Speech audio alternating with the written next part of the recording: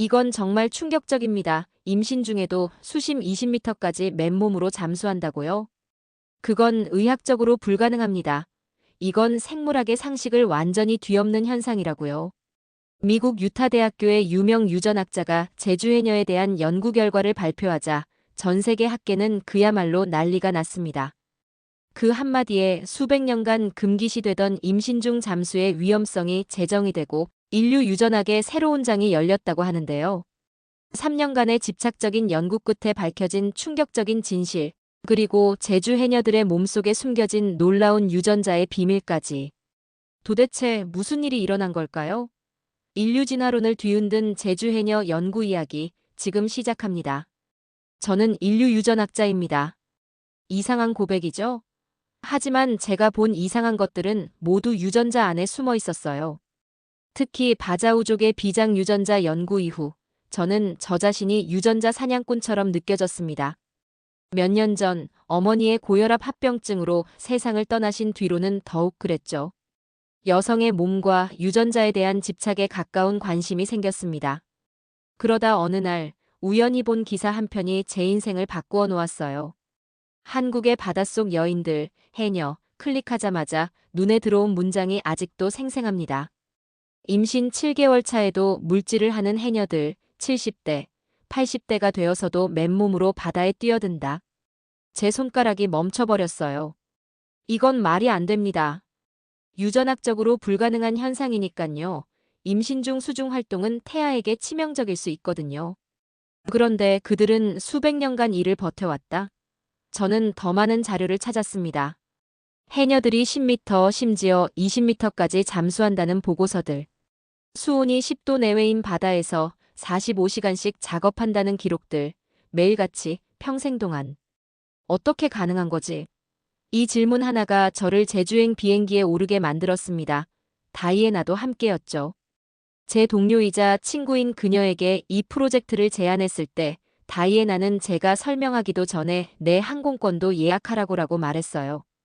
비행기 안에서 저는 손에 든 자료들을 다시 훑어봤습니다. 해녀들의 폐활량, 심장 강화, 혈관 수축 능력, 숫자들이 눈앞에서 춤췄어요. 하지만 이해할 수 없었습니다. 단순한 훈련이나 환경 적응으로는 설명할 수 없는 수치들이었거든요. 제주공항에 내리자마자 바람이 제 얼굴을 때렸어요. 짠내가 나는 바람.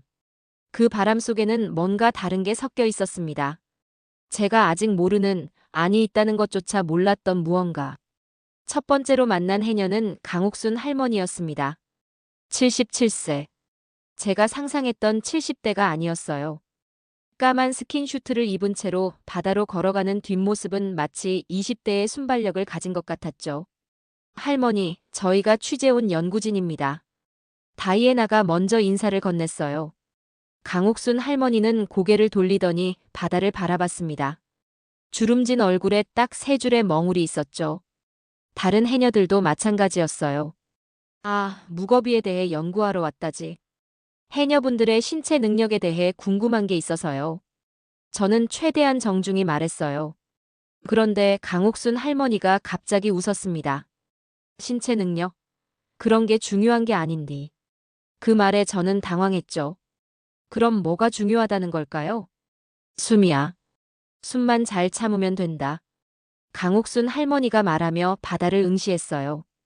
그 순간 저는 할머니의 눈빛에서 무언가를 느꼈습니다. 그건 단순한 자신감이 아니었어요. 바다와 동화된 듯한, 아니 바다 자체가 된 듯한 눈빛이었죠. 숨을 참는 건 기술이 아니야. 심장이 뛸 틈도 없이 바다로 들어가는 거야. 저는 기록을 시작했습니다. 강옥순 할머니가 물에 들어가는 모습을. 그녀는 물가에서 망설이지 않았어요. 마치 집으로 들어가듯이 자연스럽게 물속으로 사라졌죠. 그리고 거의 2분 반 후에 얼굴을 내밀었습니다. 숨비 소리. 다른 해녀가 제게 말했어요. 물 위로 올라오며 내는 휘파람 같은 소리. 부얀트의 정리로 설명할 수 있는 폐의 압력 변화가 만들어내는 소리였습니다. 하지만 그 소리에는 제가 설명할 수 없는 생명력이 담겨 있었어요. 3시간 동안 해녀들의 물질을 관찰했습니다. 40대, 50대, 60대, 70대. 나이가 다른 해녀들이 각자의 리듬으로 바다를 드나들었죠. 어떤 분은 빨리 들어가고 빨리 나왔고 어떤 분은 더 오래 머물렀어요. 하지만 모두의 얼굴에는 공통점이 있었습니다. 당당함. 갯바위에 앉아 물질 바구니를 정리하는 해녀들을 보면서 저는 깨달았어요. 이건 단순한 생계 활동이 아니라는 걸. 이들에게 바다는 일터가 아니라 삶 자체였습니다. 언니들, 보민이 언제 온대? 오늘 못 온다던디. 애기가 열이 난대. 해녀들의 대화를 들으며 저는 충격을 받았어요. 30대 초반 해녀가 임신 중에도 물질을 한다는 이야기. 그건 제가 알고 있는 모든 의학 상식을 뒤집는 것이었죠. 옥순이 엄에는 나 뵐 때도 물 들어갔었지? 10달 내내야. 예전엔 다 그랬어. 제 심장이 빨라졌어요. 임신 전 기간 동안 물질을 했다? 이건 유전학적으로 설명해야 할 현상이 맞았어요. 환경적 스트레스가 유전자 발현에 영향을 미쳤을 가능성. 아니면 저는 강옥순 할머니에게 질문했어요. 할머니, 혹시 어머님도 해녀셨나요? 당연하지. 우리 엄마도 할머니도. 대대로 다 해녀였어. 그 순간 저는 확신했습니다. 이건 단순한 개인의 적응이 아니라 세대를 거친 유전적 선택의 결과라는 걸. 제가 찾고 있던 답이 바로 여기 있었어요. 연구실로 돌아왔을 때의 설레는 마음은 아직도 기억납니다. 샘플을 분석하는 2주 동안 저는 거의 잠을 자지 못했어요. 제 예상은 분명했죠. 해녀들에게는 분명 바자우족처럼 비장의 크기와 관련된 특별한 유전자가 있을 거라고. 하지만 결과는 충격적이었습니다. 비장 관련 유전자는 일반 한국인과 차이가 없네. 다이애나가 말했을 때 저는 믿을 수 없었어요. 다시 한번 확인했지만 결과는 같았습니다. 그럼 대체 뭐가 다른 걸까요? 잠깐 이걸 봐. 혈압과 관련된 SMP 분석 결과야. 다이애나가 화면을 가리켰어요. 그리고 저는 보았습니다. 한국의 평균값과 비교했을 때 명확하게 다른 패턴을. AC 유전자와 관련된 변이, 내피세포 이완 인자와 관련된 유전자 발현. 해녀들은 혈압을 안정시키는 유전자 조합을 가지고 있었어요. 이게 말이 되나? 저는 의자에 털썩 앉았습니다. 비장이 아니라 혈압. 이건 제가 생각지도 못한 방향이었어요. 멜리사, 일반 제주도민들과도 비교해볼까? 다이애나의 제안에 따라 대조군 데이터를 분석했습니다. 그리고 또 한 번 놀라운 사실을 발견했죠. 제주도민들도 일반 한국인보다 이 유전자들의 빈도가 높았어요. 다만 해녀들보다는 낮았지만요. 환경이 유전자를 바꾼 거야? 제 질문에 다이애나가 고개를 저었어요. 아니, 환경이 특정 유전자를 선택한 거야. 그 순간 저는 깨달았어요. 바다라는 환경이 수백 년 동안 해녀라는 직업을 선택하게 만들었고 그 선택은 다시 특정 유전자를 가진 사람들이 살아남고 번식하도록 만들었다는 걸. 이건 단순한 진화가 아니라 문화와 생물학의 상호작용이었죠. 논문 방향을 바꿔야겠어. 저는 연구 계획서를 다시 펼쳤어요. 제목을 수정했죠. 제주 해녀들의 저혈압 유전자형 분석. 하지만 이 제목도 충분하지 않다는 걸 느꼈어요. 이건 단순한 유전자 이야기가 아니었거든요. 그날 밤 저는 어머니를 생각했습니다. 고혈압으로 세상을 떠나신 어머니. 만약 우리 가문이 제주에서 살았다면, 만약 어머니가 해녀였다면, 이런 유전자를 가질 수 있었을까? 유전자는 숙명이라고 생각했었어요. 하지만 해녀들은 저에게 다른 가능성을 보여줬죠. 환경과 문화, 그리고 세대를 이은 선택이 어떻게 유전자를 변화시킬 수 있는지를. 데이터를 정리하던 중 제 눈에 띈 특별한 케이스가 있었어요. 구술사 프로젝트에서 발견한 이야기였죠. 임신 7개월에도 물질했다. 90세가 된 이영순 할머니의 증언이었습니다. 저는 즉시 이영순 할머니를 찾아갔어요. 그분은 서귀포의 작은 집에서 혼자 살고 계셨죠. 할머니, 정말로 임신 중에도 물질을 하셨나요? 당연하지. 우리 때는 애 뵐 때도 바다로 나갔어. 안 그럼 어떻게 밥을 먹고 살아? 이영순 할머니의 목소리에는 담담함이 있었어요. 마치 너무나 당연한 일을 물어봐서 이상하다는 듯이. 그럼 아기는? 다 건강하게 컸지. 내가 낳은 5이 다 해녀야. 손녀 중에도 해녀가 둘 있고. 저는 계속 질문했어요. 언제까지 들어갔는지, 어려움은 없었는지. 이영순 할머니는 모든 질문에 답해 주셨고, 저는 노트에 메모를 멈출 수 없었어요. 바다가 아이를 키워줬어. 그건 부정할 수 없는 사실이야. 이 말이 제 안에서 울렸어요. 어머니의 고혈압, 임신과 관련한 의학적 위험. 제가 알고 있던 모든 지식은 이 할머니들의 경험과 충돌했죠. 다음 날 다이애나에게 이 이야기를 했어요. 다이애나, 우리가 놓치고 있는 게 있어. 무슨 말이야? 임신 중 잠수에 노출된 태아들. 그들에게도 특별한 유전자 발현 패턴이 있을 수 있어. 다시 분석을 시작했어요. 해녀의 딸들과 일반 여성들의 유전자를 비교했죠. 그리고 정말로 차이를 발견했어요. 해녀의 딸들은 산소 운반 능력과 관련된 유전자들이 더 높은 발현 수준을 보였어요. 이건 후성 유전학적 현상일 수도 있어. 저는 노트에 적었어요. 엄마의 경험이 아이의 유전자 발현에 영향을 미친다는. 이건 단순한 DNA 서열 문제가 아니라 DNA가 어떻게 읽히느냐의 문제였죠. 그날 저녁 어머니의 사진을 꺼내봤어요. 임신 사진이었죠. 저를 임신했을 때의 어머니. 고혈압 증상으로 고생하셨다는 이야기를 할머니에게 들었던 기억이 났어요. 어머니도 바다 옆에서 자랐다면. 제가 알고 있던 의학은 어머니의 고혈압을 유전적 숙명이라고 설명했어요. 하지만 해녀들은 숙명을 문화와 환경으로 극복했죠. 멜리사, 너 괜찮아? 다이애나가 물었어요. 저도 모르게 눈물이 나고 있었나 봐요. 응, 괜찮아. 이제 알 것 같아. 왜 내가 이 연구를 하고 싶었는지. 논문 초안을 마친 뒤 서울 학회에서 발표할 기회가 왔어요. 제가 준비한 제목은 로 블러드 프레셔 제너타이프 인 코리언 피메일 다이버즈였죠. 유전학 전문가들이 모인 자리에서 이 놀라운 발견을 공유할 수 있다는 게 설레었어요. 발표는 성공적이었어요. 질문도 쏟아졌고 학계의 반응도 뜨거웠죠. 하지만 뭔가 찜찜함이 남았어요. 마치 이 연구의 절반만 이야기한 것 같은 느낌. 학회 마지막 날 다이애나가 제안했어요. 제주 가기 전에 한 번만 더 내려가지 않을래?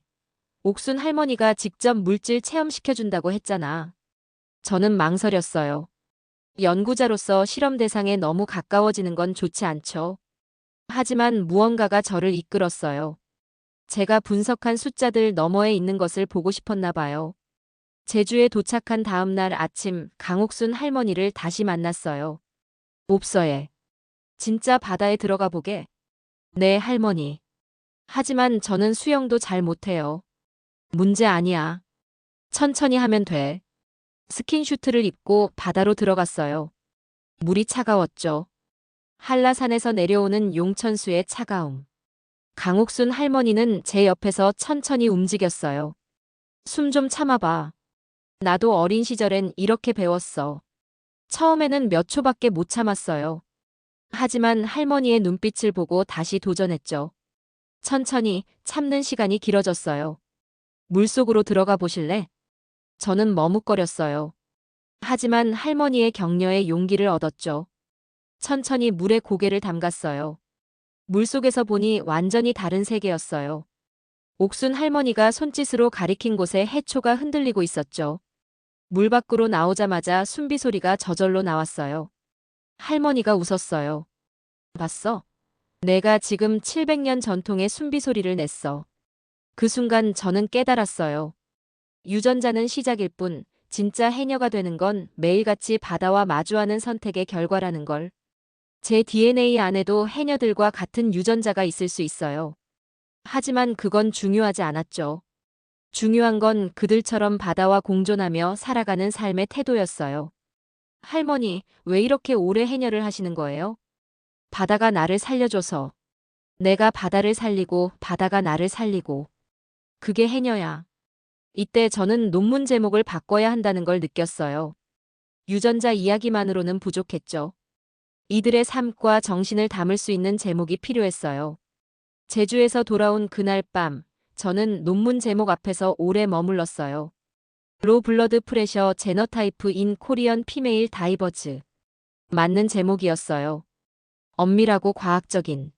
하지만 강옥순 할머니의 눈빛, 이영순 할머니의 이야기, 그리고 제가 온몸으로 느꼈던 바다의 경험을 담기에는 부족했죠. 다이애나가 제 어깨를 두드렸어요. 아직도 고민 중이야? 응. 이게 맞나 싶어서. 그럼 바꾸면 되지. 내가 정말 전하고 싶은 이야기가 뭔데?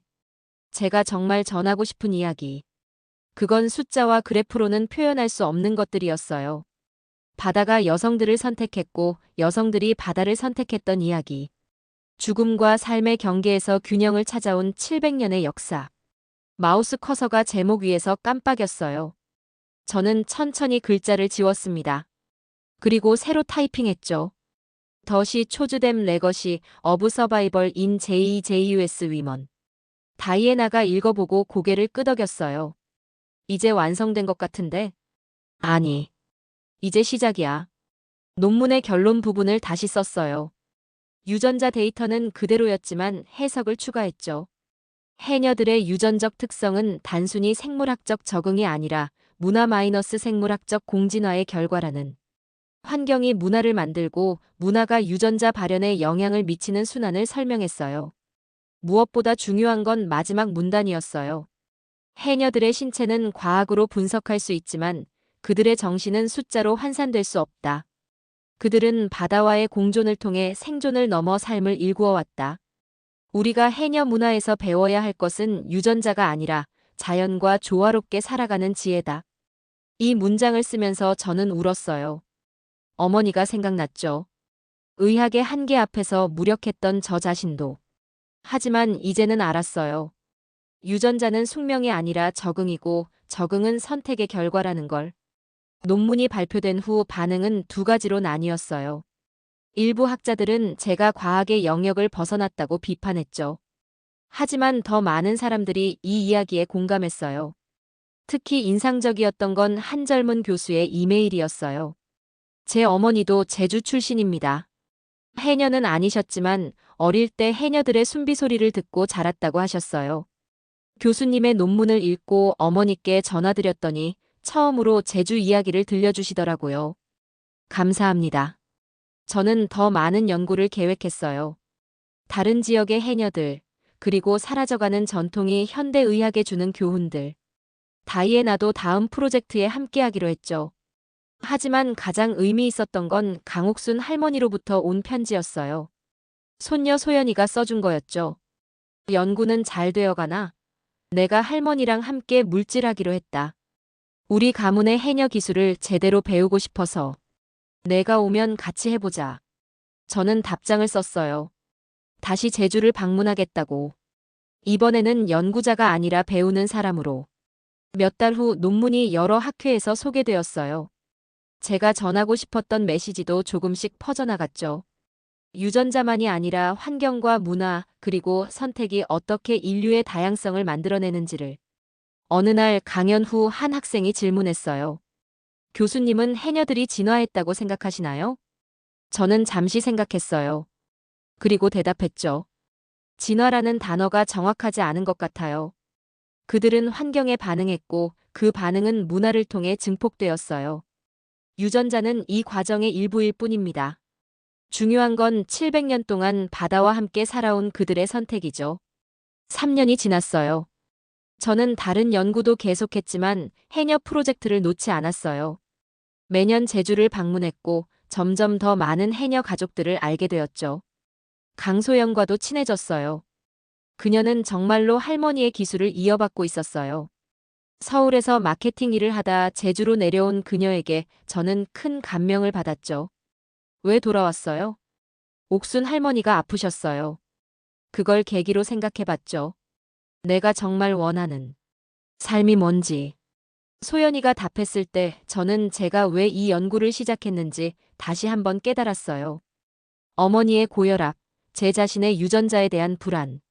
하지만 해녀들을 만나면서 유전자는 숙명이 아니라 대화라는 걸 알았죠. 우리가 환경과 나누는 대화. 이번 제주 방문은 특별했어요. 제가 준비한 사진전 때문이었죠. 학회 발표 대신 사진으로 해녀들의 이야기를 전하기로 한 거예요. 서귀포의 작은 갤러리. 제가 3년간 찍은 해녀들의 사진이 벽에 걸렸어요. 강옥순 할머니가 스킨슈트를 입고 바다로 들어가는 모습, 이영순 할머니의 주름진 손, 소연이가 처음 물질을 배우던 날, 그리고 제가 직접 물에 들어갔던 그날의 사진도. 벽 한쪽에는 제가 쓴 문장이 붙어 있었어요. 그들은 진화한 것이 아니다. 우리는 아직 그들만큼 진화하지 못한 것이다. 오프닝 날 많은 사람들이 왔어요. 제주도민들, 학계 동료들, 그리고 해녀들도. 강옥순 할머니는 휠체어에 앉아 있었지만 눈빛은 여전히 바다처럼 깊었어요. 이 사진들 참 좋구나. 할머니가 말했어요. 제 손을 잡으며. 할머니 덕분에 가능했죠. 아니야. 내가 우리를 이해하려 했기 때문이야. 그날 저녁 파티에서 다이애나가 질문했어요. 3년 전 너는 이 연구가 끝날 거라고 생각했어? 아니. 하지만 이렇게 인생이 바뀔 거라고도 몰랐지. 다음 프로젝트는? 저는 창밖의 제주 바다를 바라봤어요.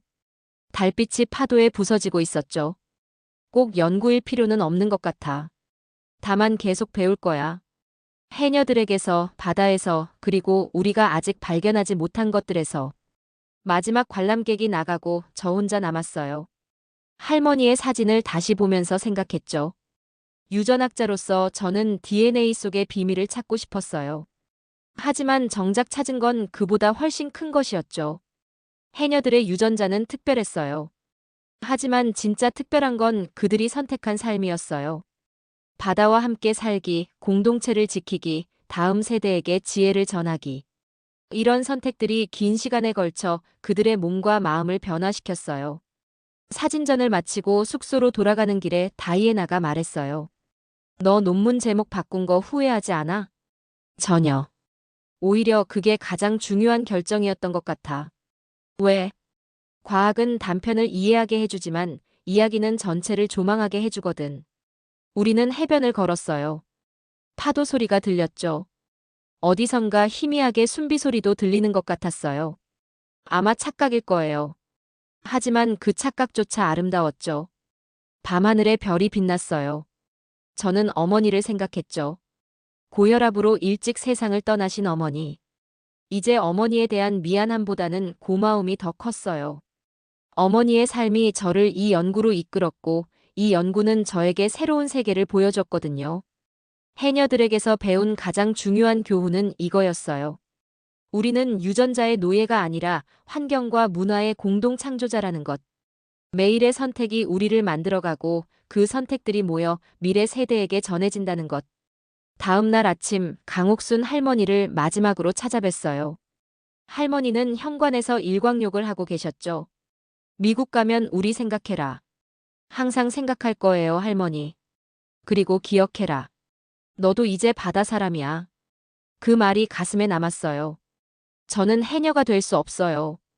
하지만 해녀의 정신을 이해했고 그 정신이 저를 변화시켰죠. 비행기 안에서 저는 노트북을 열었어요.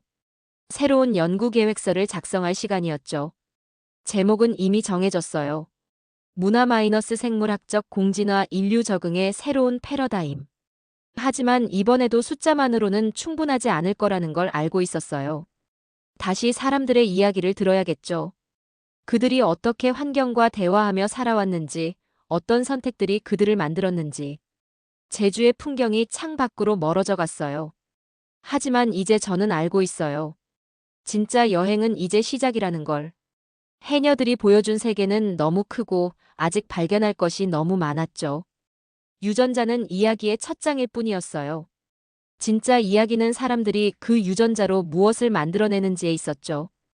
해녀들처럼 바다와 함께 춤추며 살아온 사람들처럼.